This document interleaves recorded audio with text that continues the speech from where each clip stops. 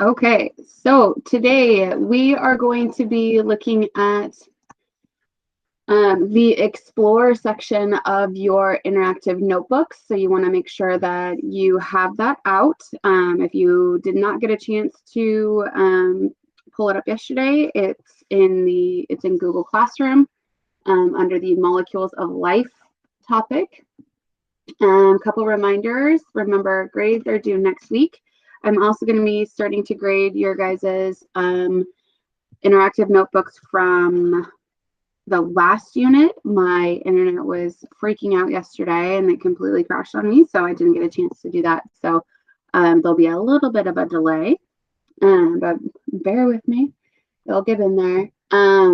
Remember, this is a big one for setting you guys and putting you guys into intervention and enrichment. So make sure you guys, any updates or test retakes or corrections you guys want to make sure that they happen before like next Tuesday so that I can get them graded, and that way you don't get put into intervention.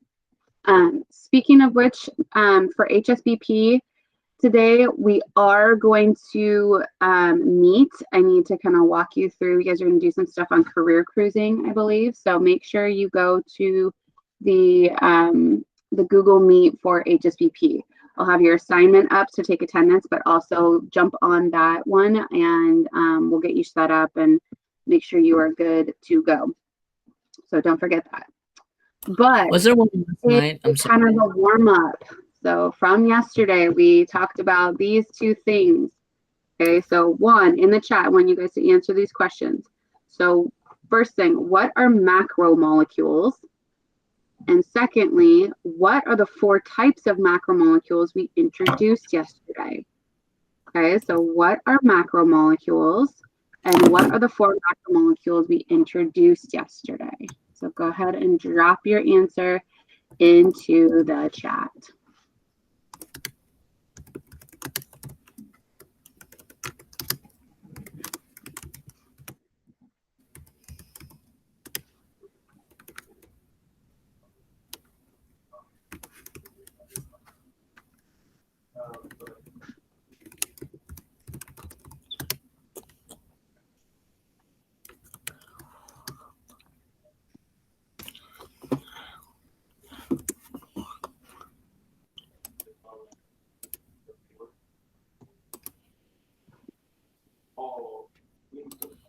Nice job, guys. All of your guys' responses are spot on. So if you missed that yesterday and you did not get a chance to fill that out in your notebook, any of those responses that people are jotting or throwing into the chat would totally work. Yes, so macromolecules, let me pull up, we'll do let's see, Kyle's answer. So large molecules that make up living organisms and are needed to perform life's most important functions. That is absolutely correct. The 4 macromolecules that we are going to be working with are carbohydrates or carbs, lipids. Lipids, a couple of you guys texted me or emailed me yesterday about this one.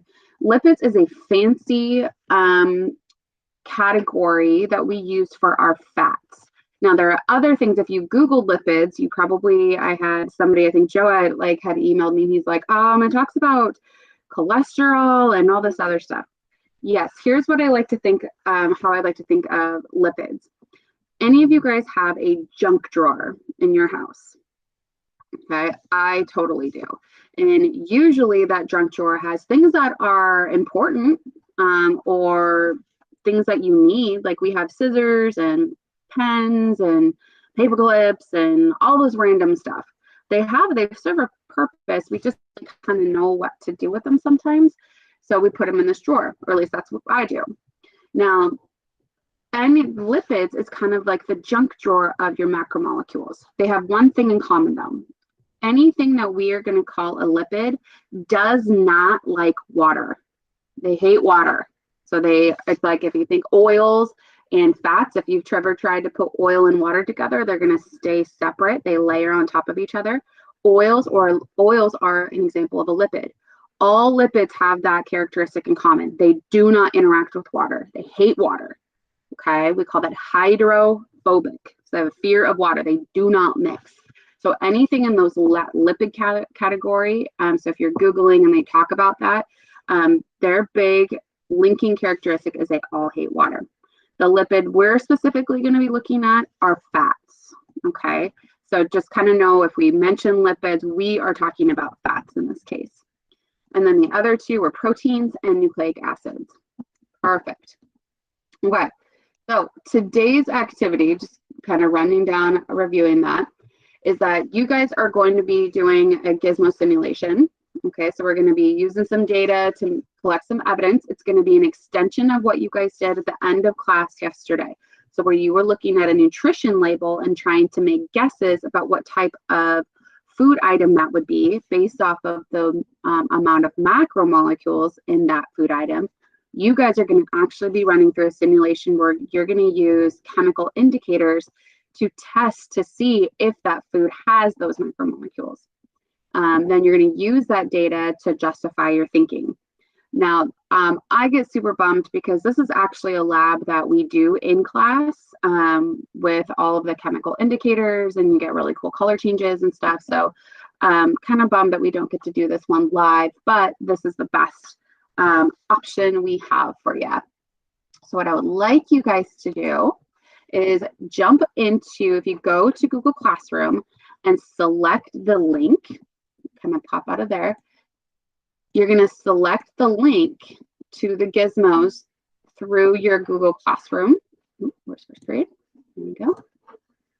So if you go to coursework, you're going to scroll down into that macromolecules of life, and we are in the engage or explore. So identifying nutrients. And you're going to select that link. Okay. And it should pop you up to here. Oopsie, back up to here. So you guys should see this one, identifying nutrients, in your little queue that I've assigned for you. So you want to make sure that you are hitting that.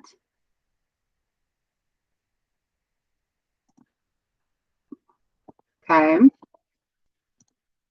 So then we're going to hit launch. When you launch, your screen is going to look like this. We are going to walk through the first parts together. Okay. So I'm actually going to pull this down a little bit and make it smaller so you guys can see it kind of side by side with your notebook. Oops.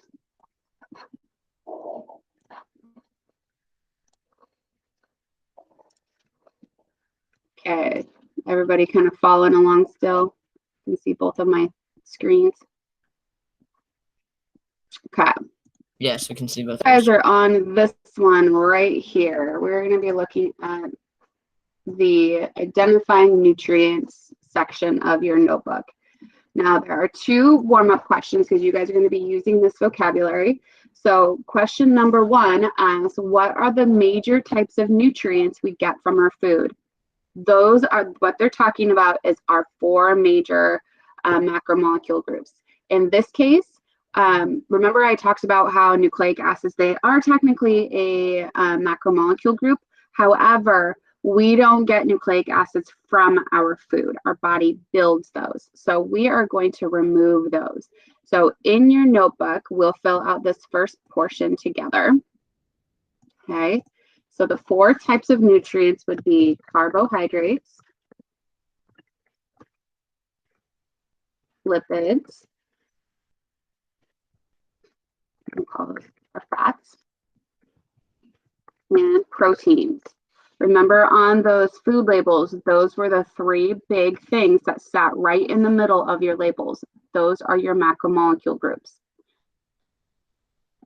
Everyone following me so far? Make sure you drop in the chat, slow down if I'm going too fast on this one. Okay. Now, this question, I apologize for. It got a little bit out of order when we were building out our notebook, but it says, how are these nutrients used by your body? Explain how each one is used. If you click to slide number 7 in your interactive notebook, on that right-hand side, you're going to see a whole breakdown of everything. Okay. So if I pop back, I'll help. We'll do this one. We'll do this one together. Okay. So the first one,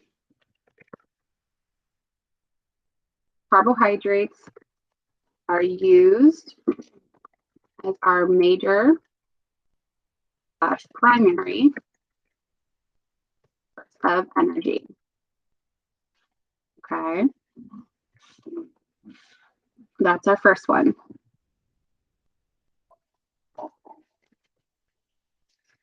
Our second one we said was our lipids.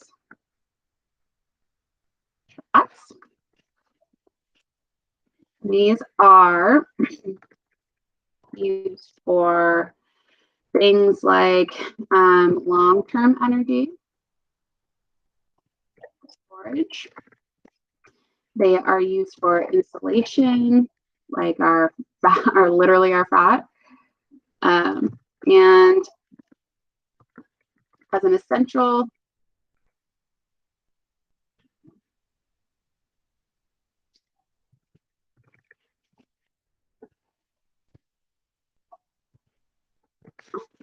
building block of cells. Okay, these help make up the cell lining. Okay, so these are super important. And that last one, proteins. And these guys are used for like structural support. So these are going to be used to build muscles, our skin, and hair. I'm going to also add that we help in all actions in our body. They help in all chemical reactions in our body. Super important. Okay. All right. Questions so far? And sorry again that kind of got out of order. What pages are we doing? What slides are we doing today? What we're going to do, I'm going to walk you through this next slide. So slide number 7. Again, if you did not get a chance to type that out, all of that info is right here. Okay, under activity A. So the big thing for our warm-up, okay, so when you're in Gizmos, it's going to ask you, you're going to be dragging and dropping these different test tubes, and we're going to be using 4 different simulated chemicals to test for the presence of these macromolecule groups. Okay, now when we're looking at our carbohydrates test, there's 2 types of carbohydrates, and maybe you guys have kind of heard of these, but there's simple carbs and there's complex carbs. So simple carbs is just like sugar, okay, basic sugar. Our complex carbohydrates are going to be things like starches. So they're going to be bigger versions of the macromolecule group for carbohydrates, while your simple sugars are going to be slightly smaller, okay? But let's read through this Gizmo, the warm-up. So have you ever wondered what is in your food? Scientists use a variety of tests to determine the nutritional content of food. You will learn 4 of those tests with the identifying nutrient Gizmo. Okay. Question 1. Below the food samples label, drag test tube A into the food sample holder. Below the Benedict test, click the test button and describe the steps of the Benedict test. So what they're taking here is that you have all of these food samples and you can grab onto them. If you grab onto A, you can move it over into your test tube holder. Okay, so as we're doing that. Now, what it'll do is it's saying, let's test for Benedict's. So we hit test. And it's going to go through a little simulation for you.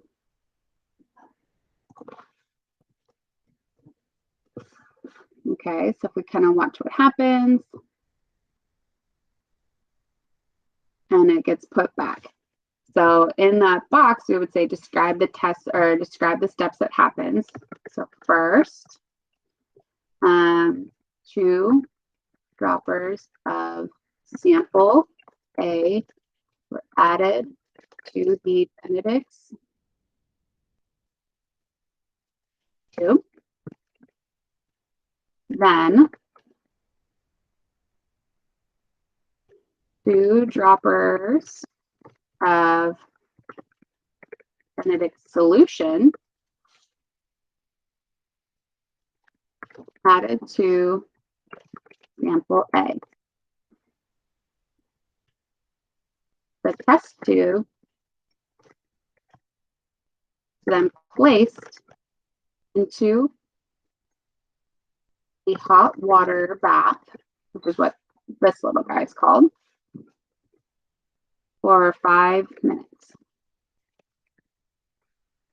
I knew it was 5 minutes because T down here for a time showed me that it stayed in there 5 minutes.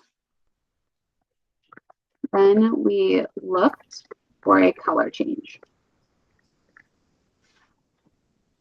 Now, all of your guys, when you're testing these, a really cool thing about these indicators is that you're going to know it tests positive or negative if the color actually changes. So I'm going to make that a little bit smaller.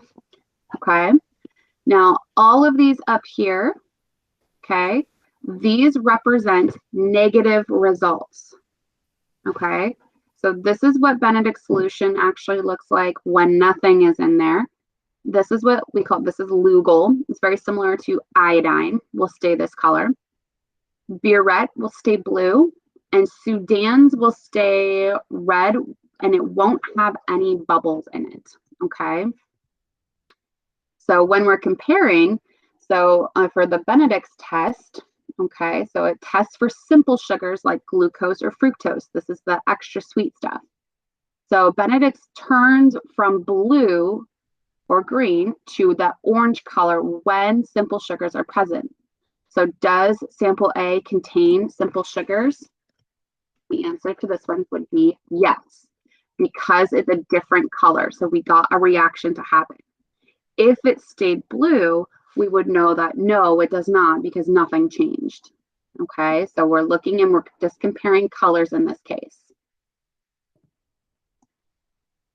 Okay.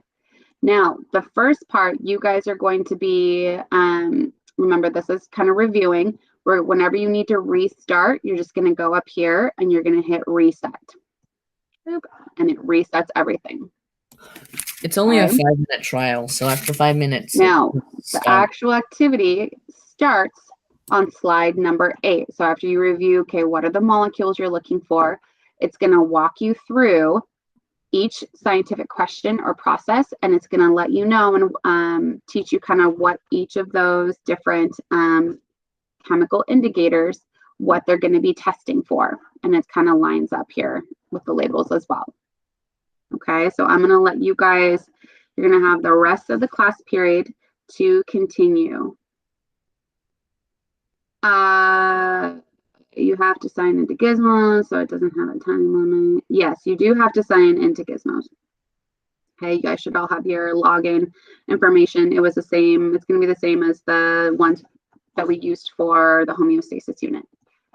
Okay, but as you're going through your notebook, you're simply just going to fill in each of those. Does it contain that nutrient group? Does it not? When you get over here on slide number 8, on question number 6, and ask you to analyze, when it says move the circle, you're just going to drag it and drop it to the food sample you think makes most sense for that, the sample based off of the results. Okay. Each time you move into a new activity, make sure you click reset, and it'll reset your setup here. Okay.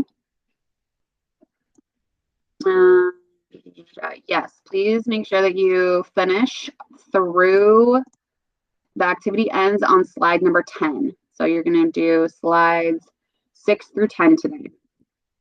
And then tomorrow we're going to get into notes and start talking more in depth about each of these groups. Okay. So you are doing slides 6 through 10. Put that in here. Okay.